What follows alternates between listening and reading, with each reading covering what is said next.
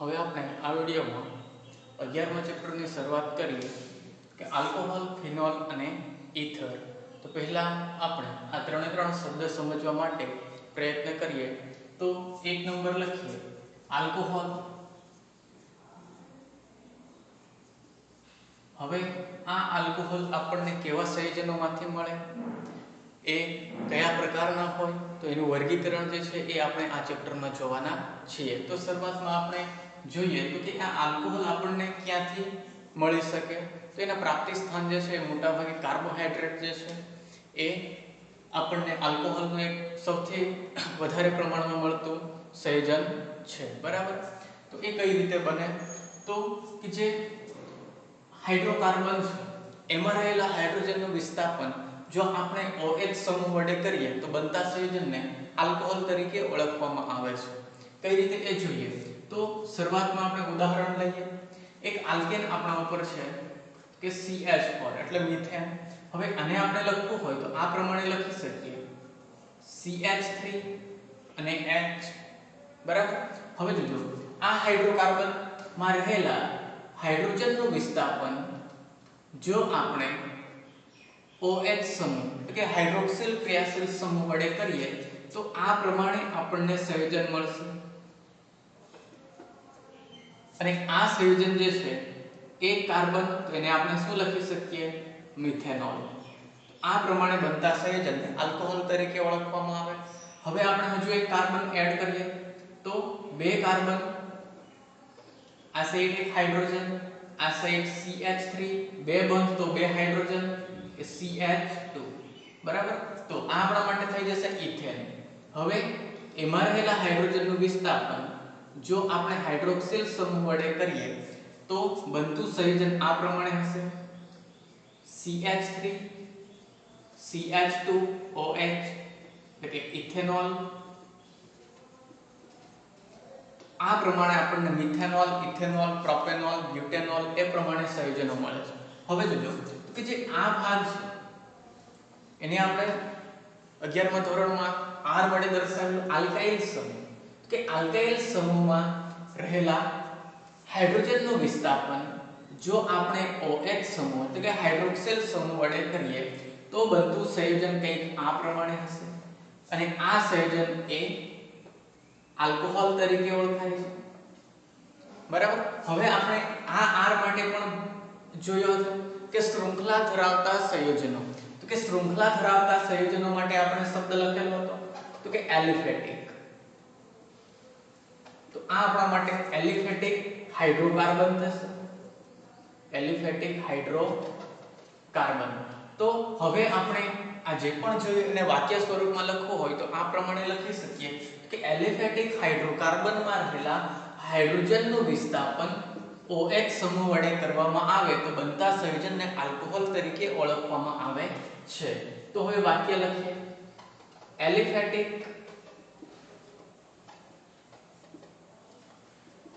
Hydrocarbon માં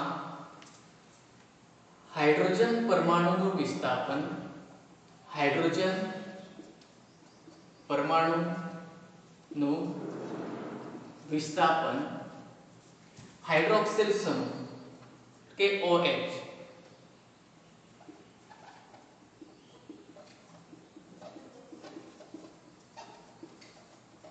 સમૂહ વડે કરતા બનતા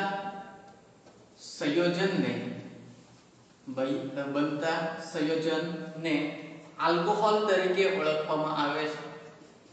આલ્કોહોલ તરીકે ઓળખવામાં આવે છે. તો આ પ્રમાણે આપણને મિથેનોલ, ઇથેનોલ, પ્રોપેનોલ જોવા મળે છે. હવે આપણે જોઈએ તો કે એક કરતા વધારે હાઇડ્રોક્સિલ સમૂહ ધરાવતા સંયોજનો પણ બનાવી શકાય છે. આપણે જોઈએ તો કે એક OH સમૂહ ધરાવતું સંયોજન ઇથેનોલ લઈએ.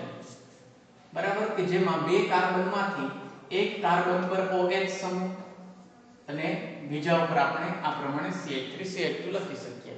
તો આ સંયોજન શું થઈ ગયું આપણા માટે? ઇથેનોલ. બરાબર, પણ આ બંને કાર્બન પર OH હોય તો એ સંયોજન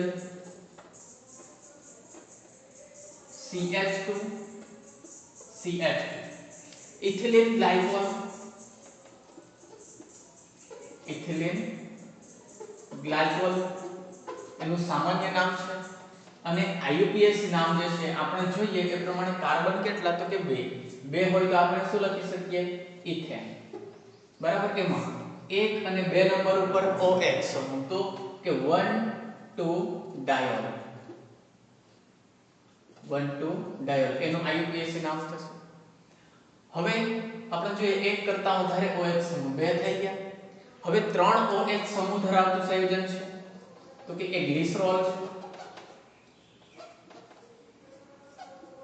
OH. ચલો 2 બંધ તો હાઇડ્રોજન 2, 1 2 3 બંધ તો હાઇડ્રોજન 1 અને 2 બંધ તો હાઇડ્રોજન 2. તો કે આ જે છે એ ગ્લિસરોલ તરીકે ઓળખાય છે. ગ્લિસરોલ અને એનું IUPAC નામ છે. 3 કાર્બન હોય તો પ્રોપેન.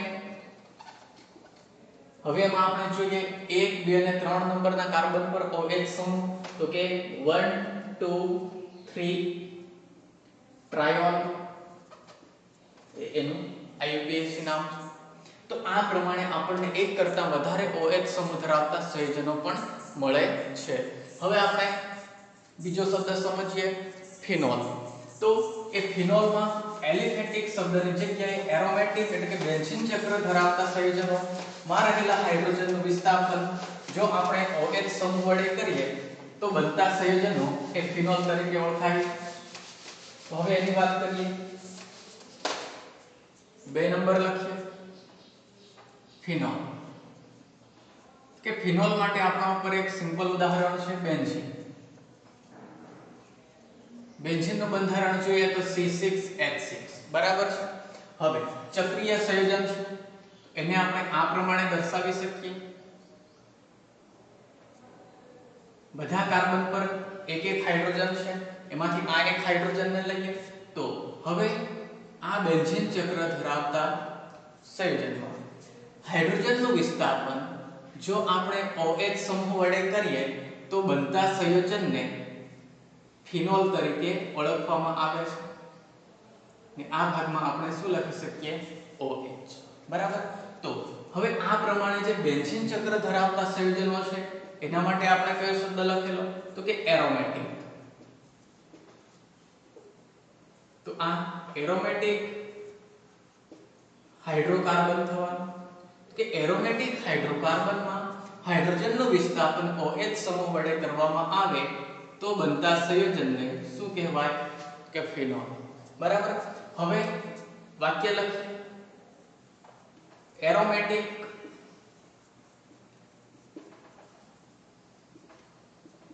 હાઇડ્રોકાર્બન માં હાઇડ્રોજનનું વિસ્થાપન અથવા હાઇડ્રોજન પરમાણુ નું વિસ્થાપન OH એટલે કે હાઇડ્રોક્સિલ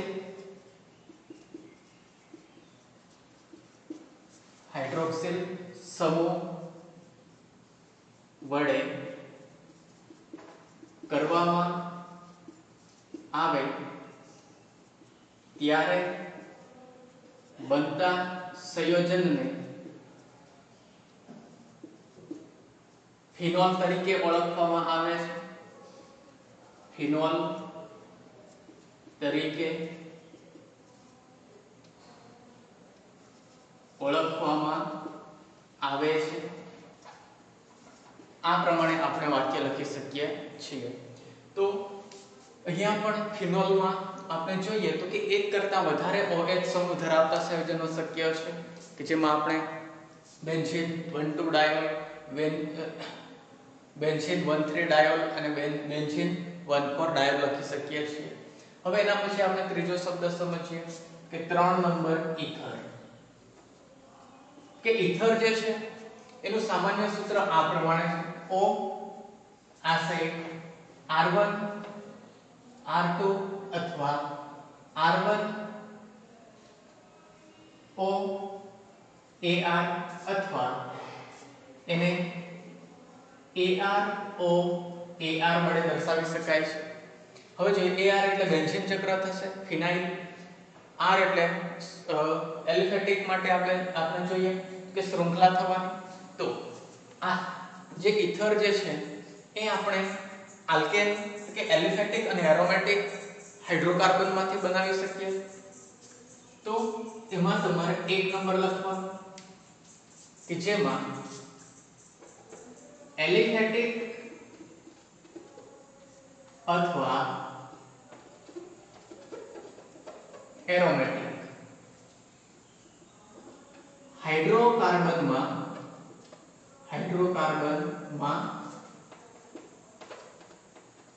હાઇડ્રોજન પરમાણુ નું વિસ્થાપન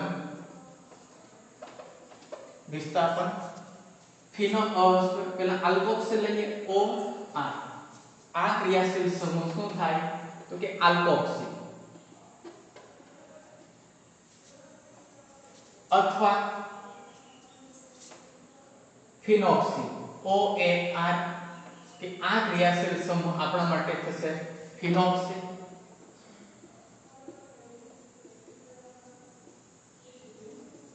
સમૂહ વડે કરતા અથવા કરવામાં આવે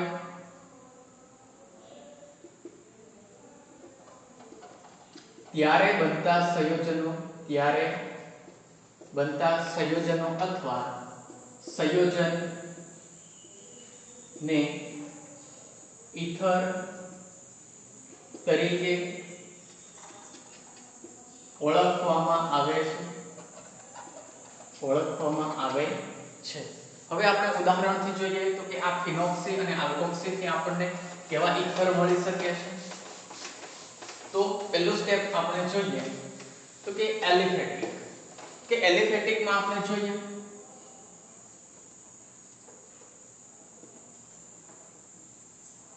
તો કે R H પ્રકારના સંયોજનો છે. બરાબર. ઉદાહરણ લઈએ તો કે CH3H CH3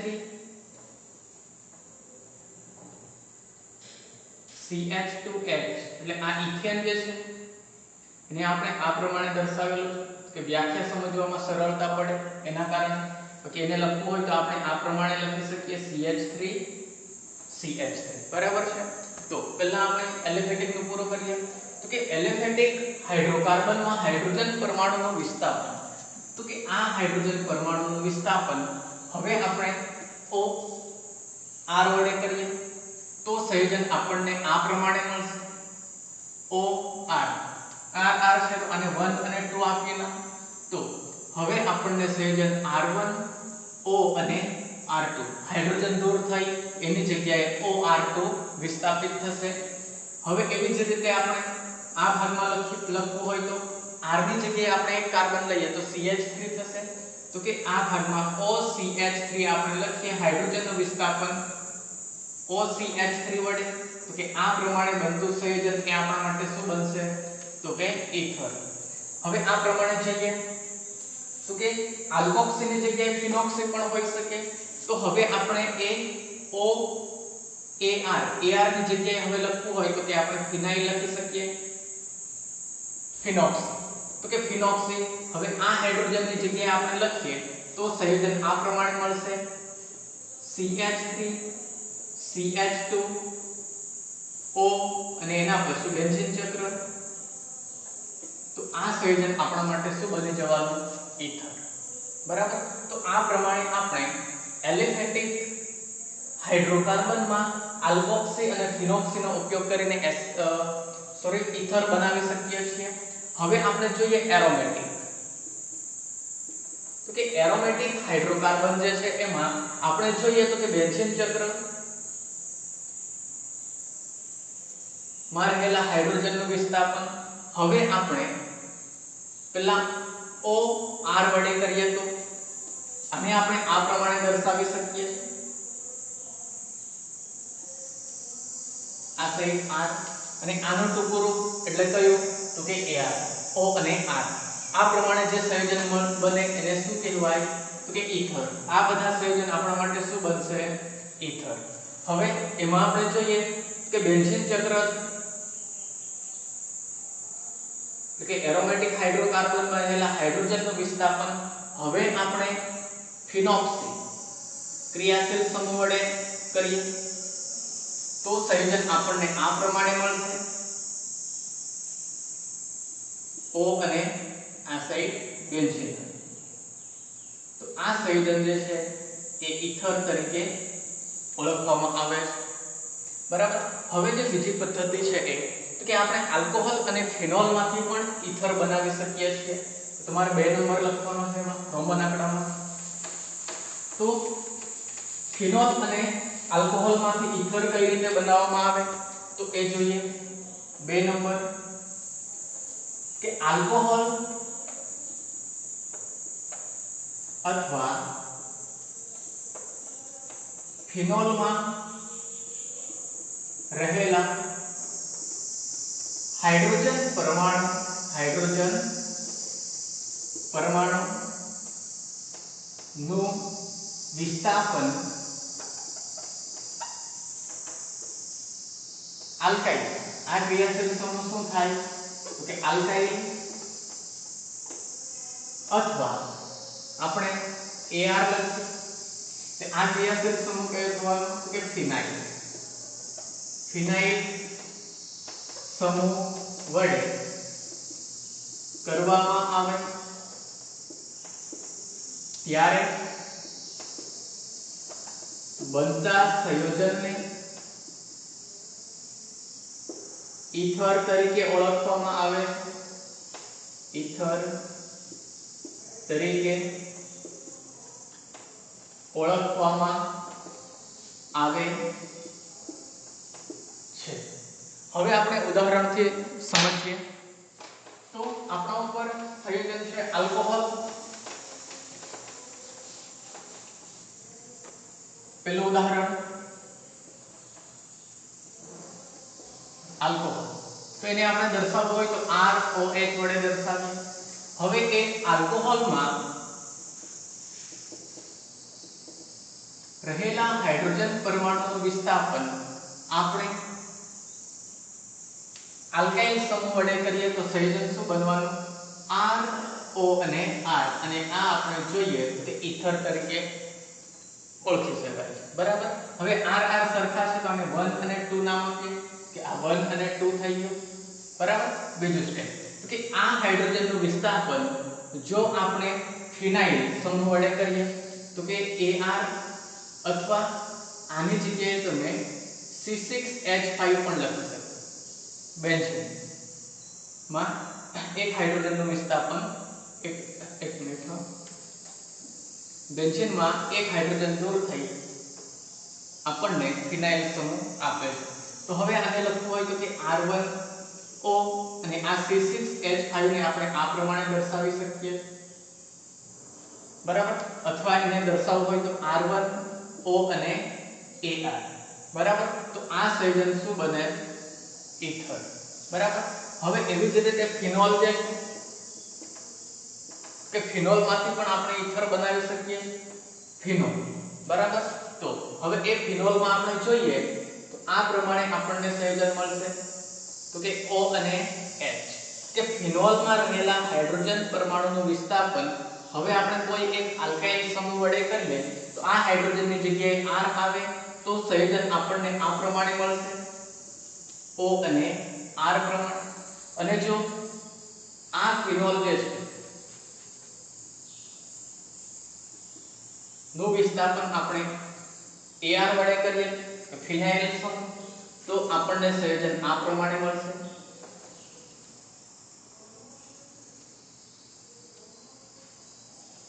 કે જે આપણે આ પ્રમાણે લખી શકીએ છીએ.